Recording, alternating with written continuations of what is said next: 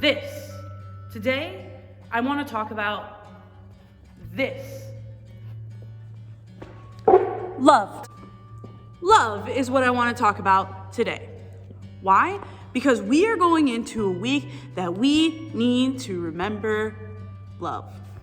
When we made this sign for Newburgh, we made it reminding ourselves of all the love Jesus has to extend to this world, which is pretty amazing. So as we go into a tough week, we might need to remind ourselves of love. So the verses I want to read to you today are out of 1 Corinthians chapter 13. Now you hear these verses a lot of times at weddings read to the newlyweds. But what I want to remind you of in this verse, the verses that we're about to read, is that they actually are written to people who had a lot of disagreements ethnically, economically, and socially, all together. It made for a lot of intense times. So, what are those verses? Let's go to it, and I'm sure you'll recognize them. Love is patient and kind. Love does not envy or boast. It is not arrogant or rude. It does not insist on its own way. It is not irritable or resentful. It does not rejoice at wrongdoings, but rejoices with the truth.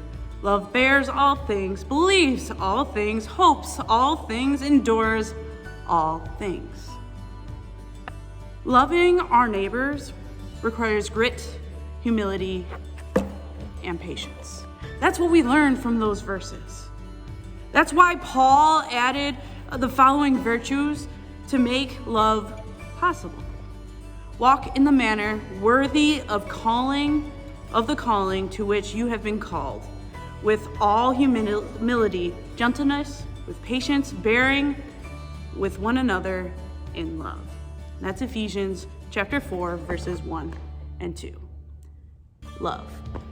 We live in a very intense time. We live in a moment where at a glance, we can shift from being happy to being angry, to understanding to being irate or fearful.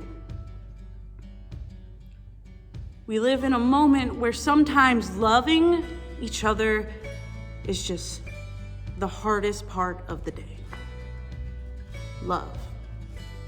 No matter what happens in the next few weeks or days, we are still here to represent love. So what I challenge us to do today is to remember love.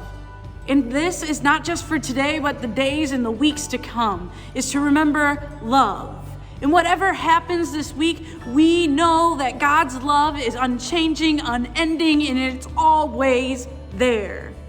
These things never will fade because Jesus is love and he loves you.